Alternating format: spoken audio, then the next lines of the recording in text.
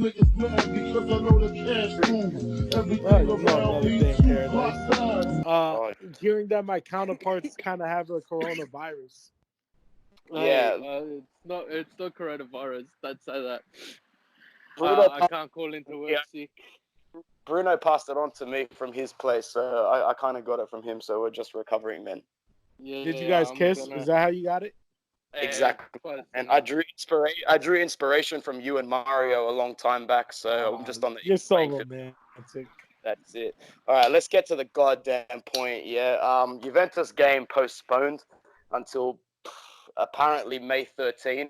Don't know why. There's no before time I stop you on that, before you go on that, there are reports coming out of Italy that a meeting will be held with all the teams who have had this week's game postponed to renegotiate a more suitable time, as the end of the season impacts too many clubs.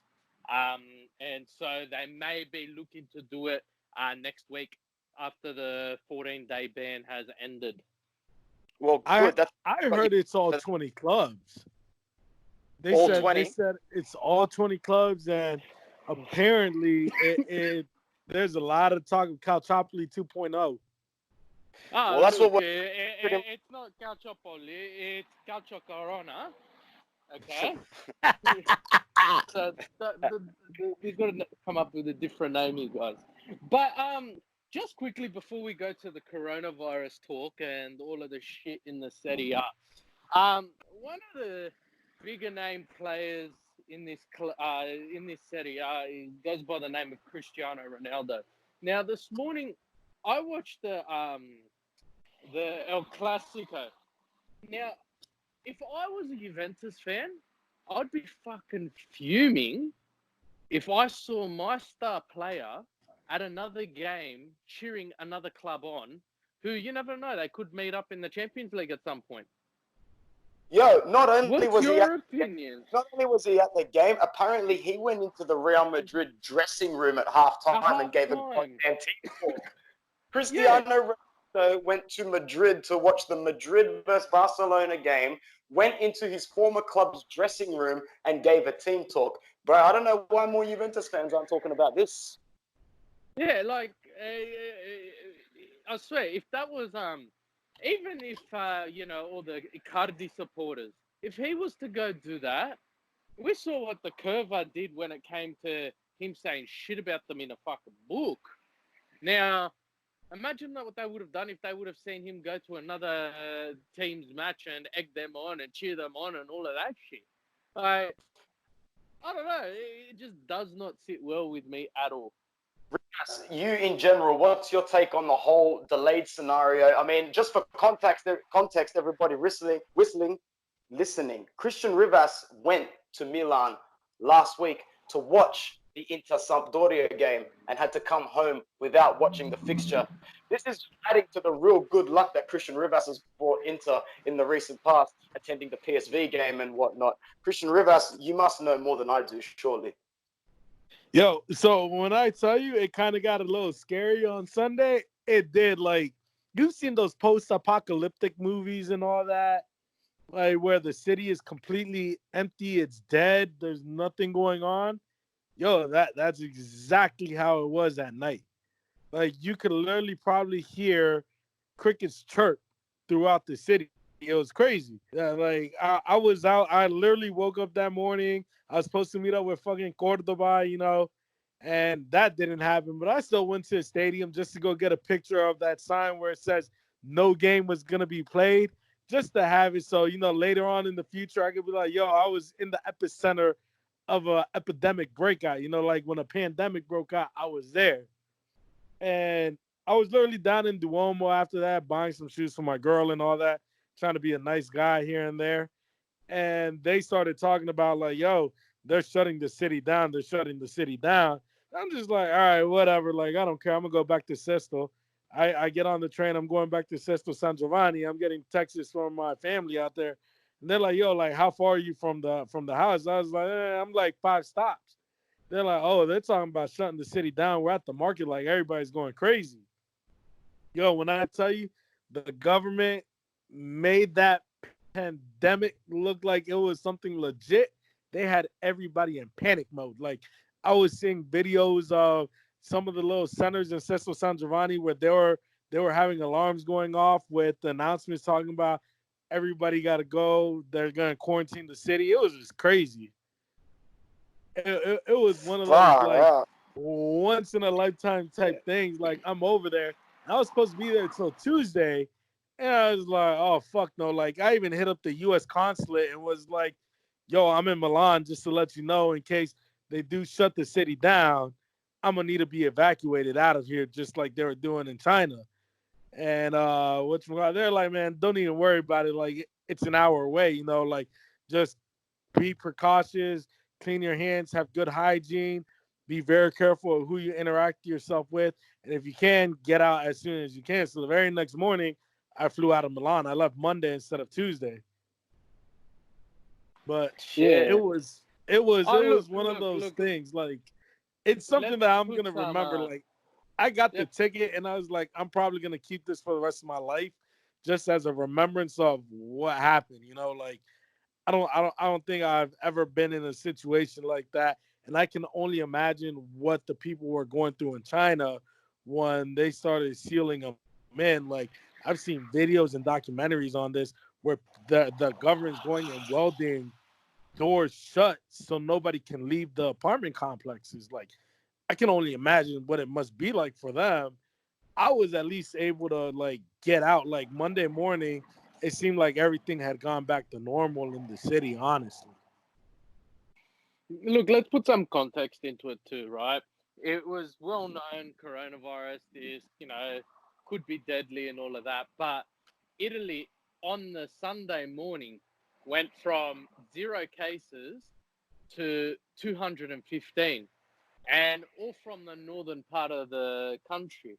And all of a sudden it went from no deaths to 7 deaths. So out of the blue, it's just smacked it. So you could really understand the hysteria and the chaos that it would have caused. But it gets to a point where, all right, I get, 1 game being suspended, 2 games being suspended, but it got to a point where, all right, we're going to have to play games behind closed doors, which is completely understandable, which brings us then to the Europa League.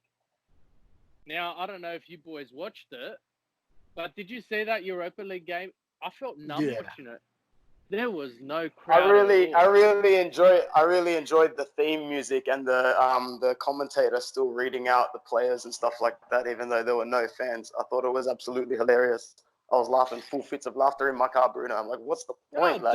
Definitely. But it was like I felt like it was something out of a movie. Now, I'm not a Lazio fan, but Lazio are very used to playing behind closed doors because of all of their fan problems they've had before. But this was something out of a movie. And you know what? I understand it's European competition. I would have understood as well if they moved the game to a neutral location because, you know what? At the end of the day, these players are getting paid multi-million dollars. You got to look after their welfare. But the decision was clearly made to play the game. I respect that. Come this most recent match day, all games were to be played behind closed doors, and we all came to terms with that. It benefited some clubs. It didn't benefit others. Now, Christian, I'm a friend of yours on Facebook, and I saw a couple of your reactions. And can you just give us the uncensored version of your, actually a partially censored version of your reaction in regards to what you think the meaning behind all of this was? As in what, with the whole Juve situation, or are we talking like the coronavirus in general? Or well, let's talk about the Juve situation in regards to. I just think it's, dude, they should just play the game closed doors. Like you're not big enough to sit there and say that you don't want to play behind closed doors. Like, no, we had to do it. Shut up and deal. You know what I mean? Like the Juve, as a club is a joke. Now, this is the latest rumors from like actual credible sources in Italy. They said that the clubs didn't find out that they weren't playing through Serie A itself. The league didn't hit them up. They found out through Twitter. Through Twitter. And there's proof that there was a call between Agnelli and the sporting minister to have the game moved to Monday with only fans from Torino, from that region. Now, imagine in what right mindset would you approve of that? What mindset would you think that Inter would have given the approval of that? You know, like, think about it. You're pretty much at this point discriminating against us. That's how I look at it. You're discriminating against us because we're from Lombardy. We're from a different region from you, and the coronavirus is over there. But if you want to be specific, there's 11 towns between the 3 regions that are infected. That's where the outbreak is. There hasn't yet to be a case reported in Milan. So now you're just, because you're associating it because we're the same state. So if that was the case, if Inter fans aren't allowed to go, so why should Juve fans be allowed to go? When they came and played in Milano, they had their section. They had their away section. So what's the difference? You know, Juve should have just sucked it up and played the game. I think it has to do with their run of bad form right now. You know, Ronaldo's been saving them every game. I wonder how much longer that's going to last. Not just that, when you looked at the new schedule that Serie A had put out for Inter, it's ridiculous, bro. Like 9 games in 24 days. That's about 2.9 days a game. You know what I mean? Like, it's crazy. And that's not including the Europa League final if we get that far. And that doesn't include the Coppa Italia final if we get that far. And on top of that, you sit there and you look at it and you're like, well, why are you rescheduling the Juve game, but you didn't reschedule the Sampdoria game? And you pretty much told us that if we go far in Europe and we make it to the Coppa Italia final, we're just going to have to eat those points and not get them because you're not going to reschedule it because it doesn't benefit the scheduling. So you tell me, in what right mindset does it sound that you're not fixing the league for Juve? You look at those last run of games, those 9 games, for Atalanta, Roma, Fiore, Napoli, Juve, like Genoa, like, bro, really? You're giving us all these games back to back to back to back, and at the same time, we still might have European competition to be committed to. So now you're kind of telling us, if you want to fight for a Scudetto, you got to give up your Europa dream. You know what I mean? Like, you got to give up the Europa League to fight for Scudetto. You know, that's exactly what it sounds like. Now, I might agree with that's the route we should be taking anyways, but it's stupid. You know, and Juve's not going to have a crazy schedule like that. They're not going to have no 9 games in 24 days. Like, who in the right mindset came up with that? And, you know, Gattuso, surprisingly, was one of the main ones that came out and attacked Juve and attacked the league and said that the campeonato is falso. You know, like, it's you have Gattuso saying it, Milan saying it, you got Verona saying, you got Udinese, Lazio. Every single team in Serie A was pretty much coming out and saying that the league is fixed. Just give Juve the trophy. Look how you're giving the main competition to Juve, the hardest schedule to the run up to the final. You know, so like I'm going to interrupt you, Rivas, but like, because I agree with everything you say. There's literally no need for me to talk in this question to Bruno now. You've said everything on my mind. So where does it go from here, bro? What needs to change? Is something going to happen? Did Marotta speaking up change something? Because, you know, it's been a while that we had someone of that backbone stick up for us so quickly, like 6 to 12 hours after it was announced. He was on everyone's ass. Well, the thing is, this is like the first time me and my boy Nick Latore, we were talking. And we were talking about it since last night. We were like, yo, like, this shit's going to go down. Like, this is, like, legit Calciopoli. Like, they're sitting there coming out with evidence showing that Juve was tampering with this. There's, like, legitimate evidence. So what do you do as a league to save face? Is there anything you can do to save face? And in my opinion, there isn't. You know, like, if you were to do it, you should have forced Juve to play Monday without the fans. How is it that they get to play a Coppa Italia game with their fans, but Milan doesn't get any fans? How is that even allowed? How is that even acceptable on a football on the football terms? It's just ridiculous that Serie A drops the ball again. They dropped the ball again. It's punishment to Milan for doing nothing wrong. Now, they had the home advantage when they first played. They got that 1-1 draw. But the coronavirus disappears from Torino to suit Juventus? Hours. To literally suit Juventus? I call absolute bullshit on that. And you just look at Juventus's scheduling and everything. They lost to Lyon. They're struggling. They lost to Hellas Verona. They're struggling. They're honestly struggling. And I think the fact that Chiellini's back it's just making issues worse for them. But at the same time, we can't turn around and say, if the Inter-Sampdoria game does not get played and we are within striking distance of Juventus, they cannot award Juventus any form of a title. Because guess what? The last time a season was cut short or all the games were not played was 1916 or 1917, back in the Serie A, where it was two separate divisions, and then they would play a final between the two divisions. And the winner of the final will get the title. Now, it was called short because of the end of the war, but they awarded the title to Genoa anyway. Although Lazio were clearly in front and could have clearly won that title. And Lazio's still going to the Sporting Commission, and they're still fighting to this day to try and get that title. Now, you've got to think, if this happens now, you're not just going to have Inter in the background fighting for this. You've got Lazio, who's currently sitting in first place. Okay, albeit they've fucking got a game in hand as well. They've played that extra game. On Juventus. On Juve. Yeah, you're right. Yeah, right. Although they've already got that, but what if Juventus drop more points and Lazio maintain that, and the Juve game doesn't get played? I can guarantee you Juventus will be all up in arms saying, well, no, this isn't right, blah, blah, blah. Right? Because at the end of the day, it just seems to be very accommodating to them.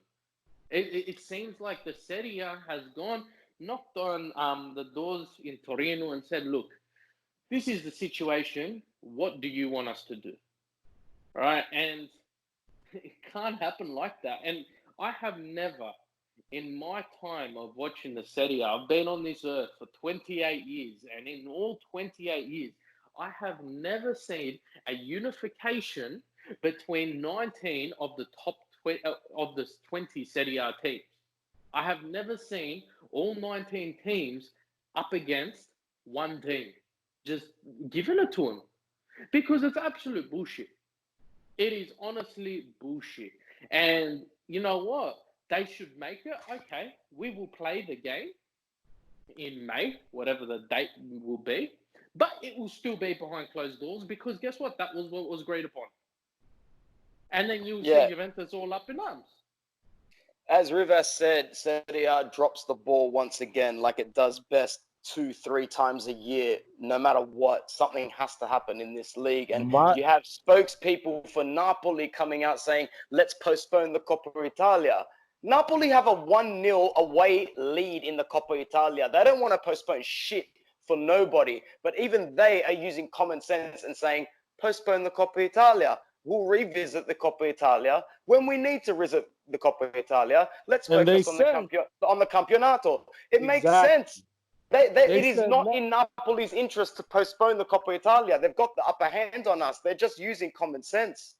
They even said it. Let Inter and Juve play on Thursday behind closed doors. You're telling me that even Napoli is saying, let them play behind closed doors on Thursday. But obviously, City, I see, in my opinion, what they need to do is cancel the season. Cancel the season. Straight up. Because at this point, either you extend it into June, which is going to run into the Euros, and a lot of players are going to have Euro commitment, or you cancel the season straight up and award nobody the title. You want to sit there and say it's safety for the fans, even though it's contained in those 11 towns? Cancel the season. Just do it. Yeah, exactly. It's too dramatic, though, man. I don't see it happening. I don't see it happening. I don't see it happening either. But we want to talk logics. At this point, they want to talk about, safety. Okay, cancel the season. That's 12 1,200 people that are sick right now in those 11 towns. Let's stop the season. All the money we got going right now, all the proceeds we made, let's push it towards over there and help him find a cure and help him take care of those people. You want to do something for the people instead of closing the stadiums? There you go.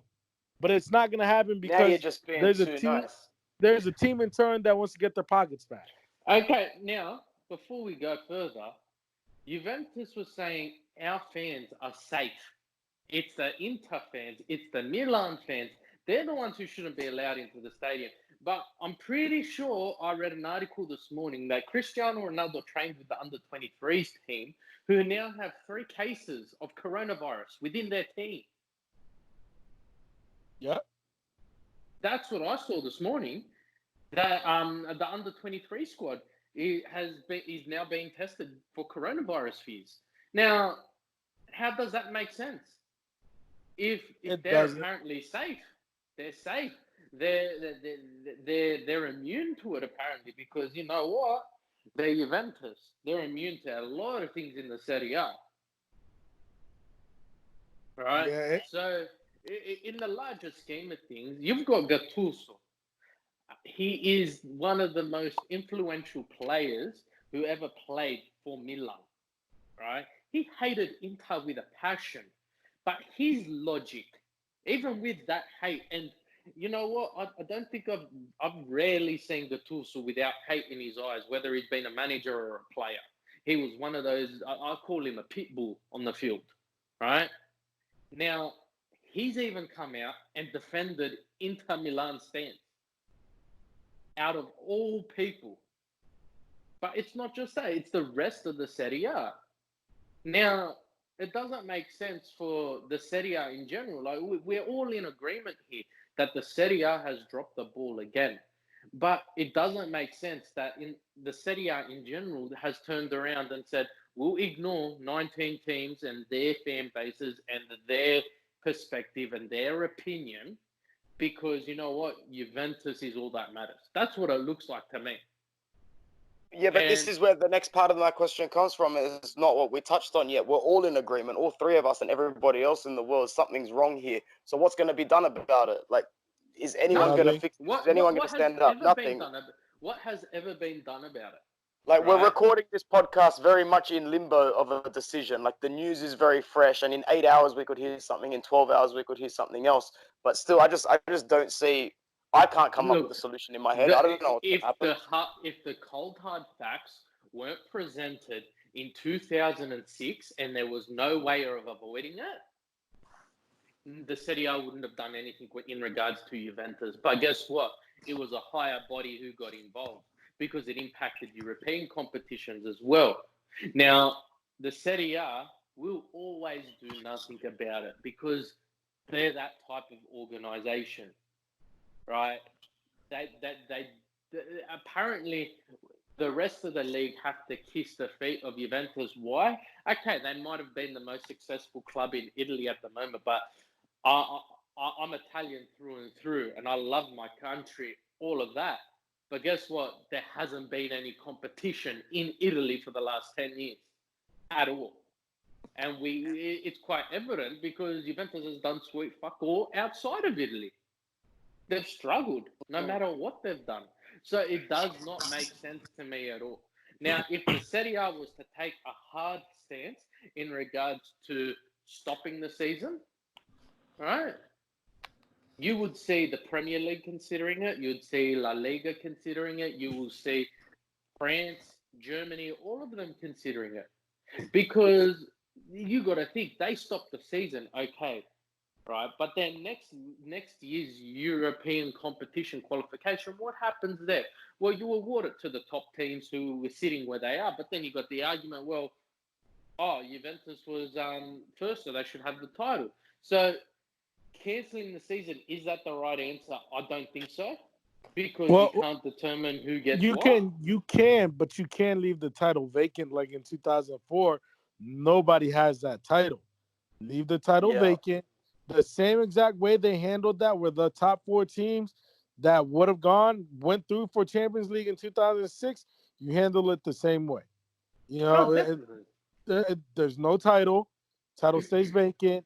Yeah, it sucks for Lazio, who's having a good season, and for us, and for fuck Juve, whatever. But doesn't suck for them at all. It sucks for both of us. You leave the title vacant. You give Lazio, Juve, Inter, Atalanta the Champions League, and that's it. Because either way, Roma's too far off. They're about 6 points behind Atalanta. You know, like at the end of the day, you call the season if you want to be fair about it. If you're that pressed on safety, you do it because there's no way it's fair to Inter that we got to play more games than everybody else in the final run-up. You know? Yeah. It makes no sense. I said to Anthony not too long ago, after the Inter-Juve game, Inter have a fairly easy run. Now, it's the Serie A, nothing's ever easy. But we don't play a top 5 team until the end, right?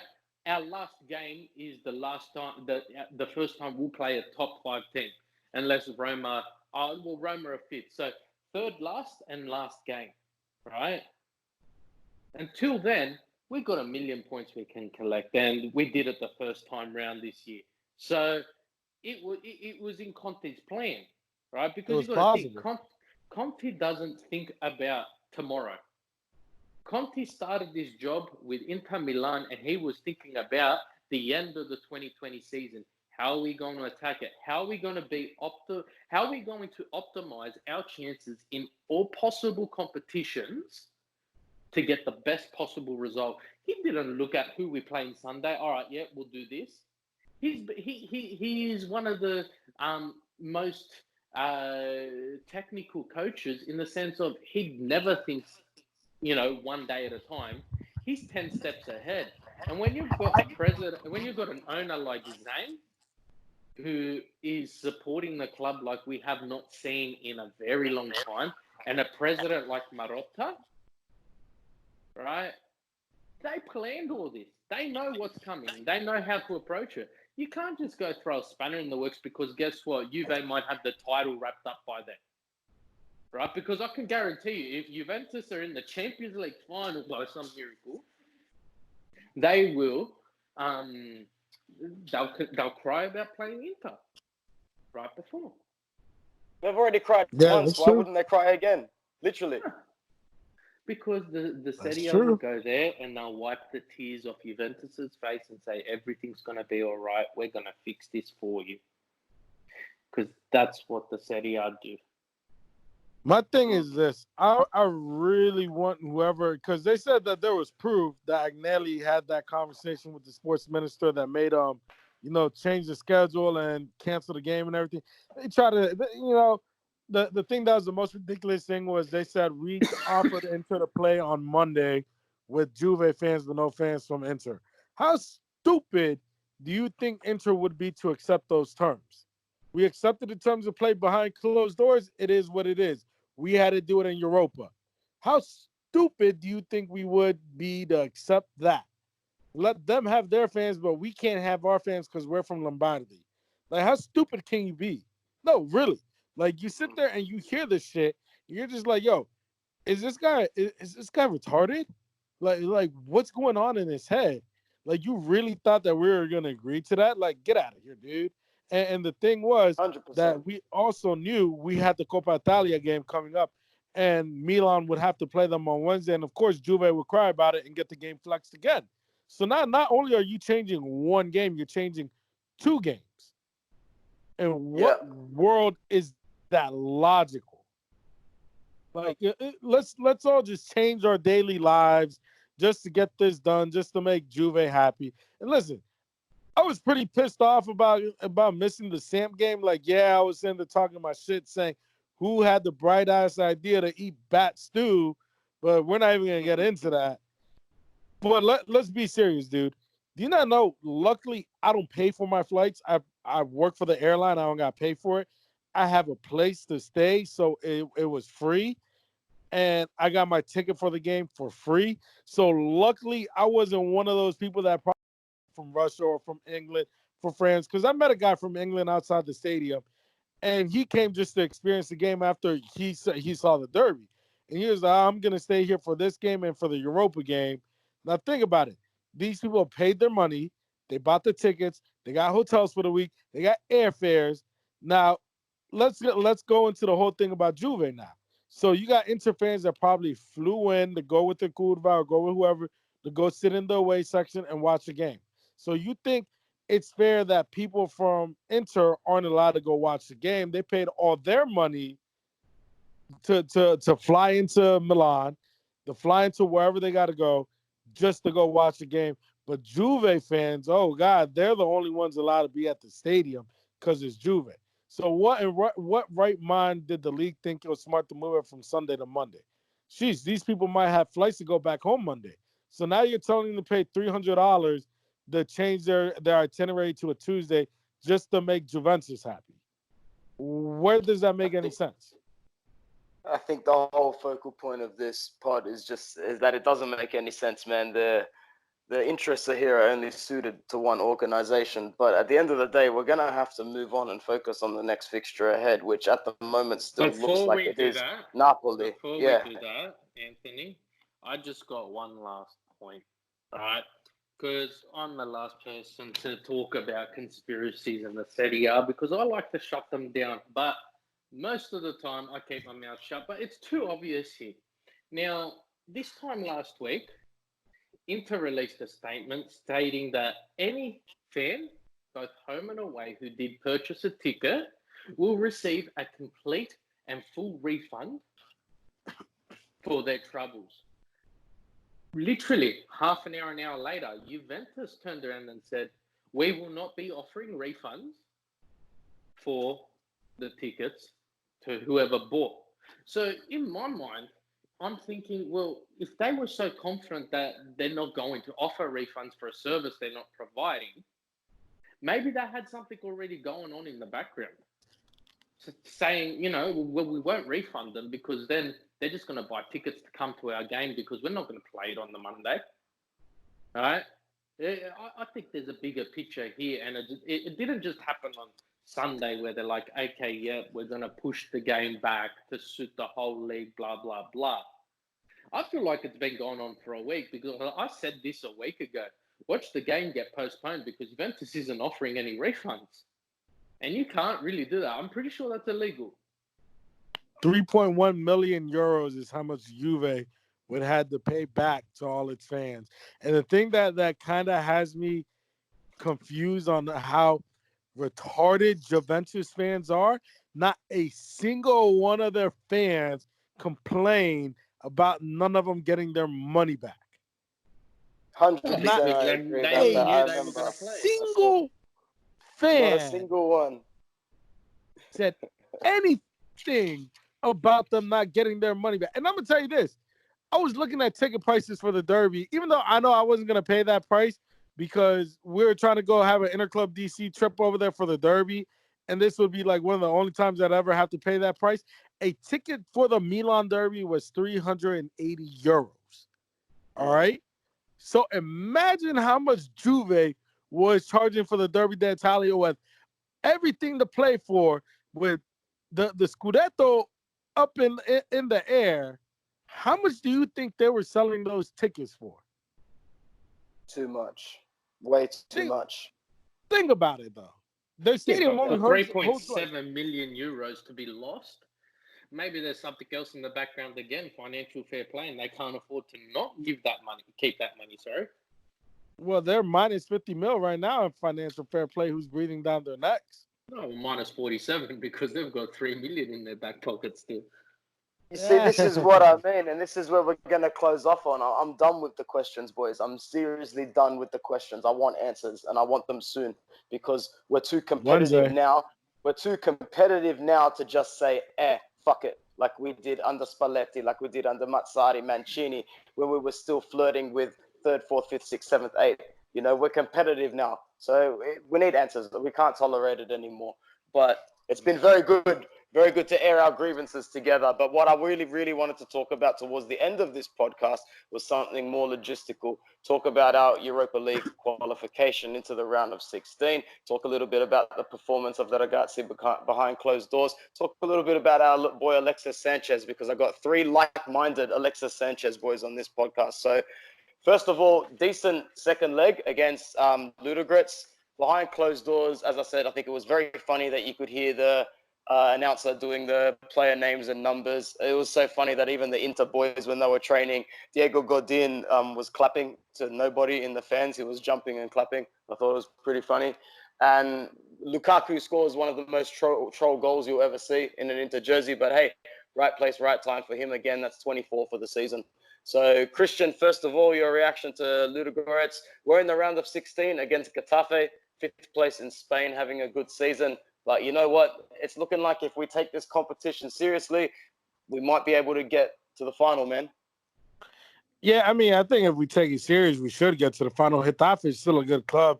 Whether we like it or not, there's still a club that we should take seriously. You know, you still got your Sevillas in there, your Manchester Uniteds, and your Olympiacos, who knocked out Arsenal. But Alexis Sanchez is starting to catch form. You know, I like Toro, but in the same sense, he's been kind of annoying me lately. You know, I personally would like to see Alexis still get some more minutes in his legs because he's slowly starting to catch himself.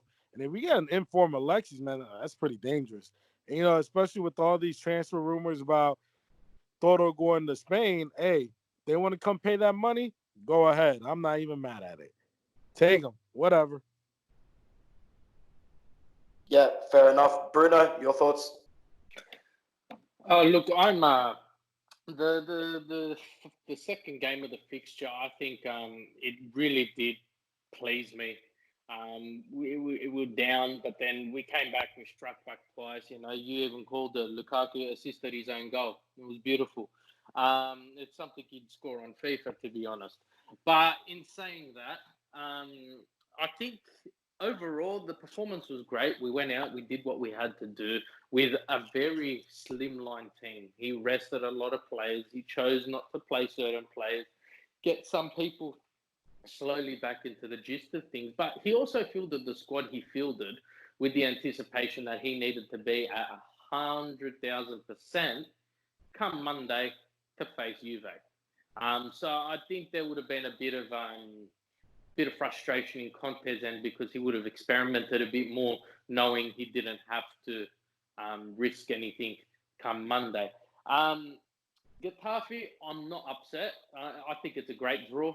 I think, you know, you got to beat the teams that are put in front of you. And, yeah, I think Roma got the bad end of the stick. Sevilla, who are this is their competition, and it has been for quite a while. They've absolutely dominated, and it wasn't until last year that they weren't in the final, I believe. So, Getafe, Spanish teams are never easy, but at the same time, they're fifth in a farmers league, really. You can't really, you know, criticize. You can't really take too much away from them. I feel like playing Getafe is like playing an informed Sassuolo at times.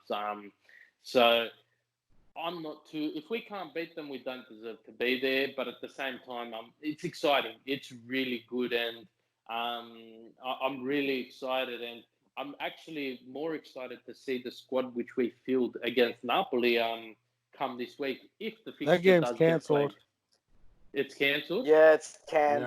Yeah, I actually read it as we started the podcast, believe it or not. That's why I bit my tongue halfway through saying it.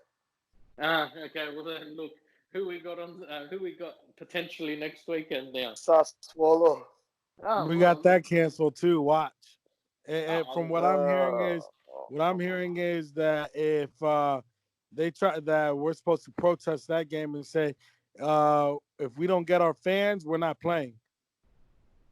Yeah, 100%. I think that should really be the thing. And you know what? It's been saying. From an inter-worldwide perspective, we've been trying to get ourselves organized and do something, but we don't know what's going to happen.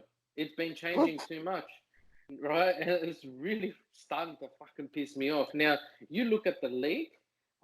Inter's the only, not the only team. There are a couple of others who have missed 2 games completely. You've got Sampdoria, Parma, Verona, and Inter and Sassuolo, who have missed 2 games completely. Now, if the Inter-Sassuolo game does not go ahead on Sunday, we're looking at 3 games behind. Now, from an Inter fan, that means we've got a bit of, bargaining space. But from a player, you got to think, if next week's games do go hand between Lazio, Juventus, Atalanta, and all of that, right? And Inter do not play yet again, and let's say Lazio and Juventus both win, Lazio will go 11 points clear of Inter, and Juventus will go 9 points clear of Inter. Although Inter's got 3 games in hand, as a team, as a player, it gets a bit demoralizing. It's very easy to go out on that field and fight for your heart when you're, neck and neck. But when you're coming up to it and you're, 9, 11 points, behind the lead, it becomes a bit, demotivating, even though you've got the games in hand. Well, look, in my opinion, this can go 2 ways. One way, like you said, we're going to be a good thing as well. At this point, we're getting players back healthy. You're going to have Handanovic back at 100%. This gives Eriksson more time to adjust to the tactics. It gets a Sensi back who's out 3 weeks, because of a fractured foot. So in the same sense, it's kind of a blessing if you look at it, where now we're not playing 3 games with our backup keepers, and it lets us get Handanovic back. It lets us have Eriksson catch his groove, and it lets Sensi get back for the run in. I mean, you got to look at both sides. It's not always just going to be a negative. It kind of has a positive side to it. That being said, it's going to be a fucked up run into the end if these games don't go. And rightfully so, Marotta is right to protest this. Game is, if we don't get our fans, we're protesting. What's the difference between us and Juve? So coronavirus takes a day off in Torino, but it doesn't take a day off in Milano, who has 0 cases. Man, at the end of the day, bro, as I said, I want answers, and I reckon we'll get them pretty soon. So this week coming up, it's going to come out. Something's going to happen that's going to just break the ice and shatter the illusion completely. And we will get a final say on when we're going to play Sampdoria and when we're going to be able to realistically see out the season, because there's no way they can get us to play games after the season ends. Everybody needs to finish the season at the same time. It's as simple as that. Would you boys agree? Yeah, but I'm curious. I would pay $100 to see that meeting live, of the 20 teams meeting, because I know some shit's gonna be said, and I know some words are gonna fly towards Juve from everybody, and I would pay to see that. Yeah, 100%. Locato will be losing his shit in regards to Lazio. And I think every other team would be doing that too. But you got to remember, guys, this isn't a normal year, right? We've got Euros backing straight up into Euros and Copa America. Yeah, so we've got 2 massive competitions, which both Italy and I'd say actually all of Inter's players will be partaking in, right? And there is no flexibility. When the season ends, it ends. And if it doesn't end there, Inter's going to lose all their players, but they're going to have to field, Berni and No. Technically speaking, the club has the final say on releasing players. But you got to think. Are we going to if we're fighting Scudetto and hold them back? Shit. Yeah, but you got to remember, players, are they going to be happy with the club? Okay, we can hold them back, but imagine you going up to Lukaku and saying, look, I know Belgium's got a fantastic chance of winning these Euros, but you're not going because you're going to be playing some Inter games. He's not going to be happy. But remember this. If we're in play for the Scudetto, I would expect every single one of those players to say, fuck the national team, let's get this title. Especially with all the shit going on with Juve doing or pulling what they're pulling, and we need those 3 wins to get the title. I would guarantee you, Brozovic, all those players that bleed black and blue will stay and fight for that title. I wouldn't even expect them to answer that call up till after they're done with what they got to do at Inter. All right? If we're fighting for the title, that shouldn't even be a question. And if any player feels that they'd rather go play for their national team, I don't want them. Ooh, fair enough. Bro, at the end of the day, man, thanks for having this chat, boys, because it needed to be said. Something needed to be said on Inter Worldwide, but something is being said by everybody. I feel like it's a movie or a TV series, legit. I feel like something's going to come out in the next 2 days to justify this whole thing or to at least make some sort of sense, but don't count on it. Yeah, we've seen stranger things before. That's where we're going to leave it for the end of this podcast, but a huge thank you. Muchas gracias to Christian Rivas. Thanks, brother. It's all good. It's all good. Bruno, all the best. Thank you, guys. Thank you. Hey, for anyone asking where Mario is, he's on a romantic getaway in Hawaii. I hate him. That's sweet. Everybody was wondering. Yeah, he went with his wife. Well, his other wife. He's got like 4. Oh, well, makes sense. Big pimpin'. Ciao, ragazzi.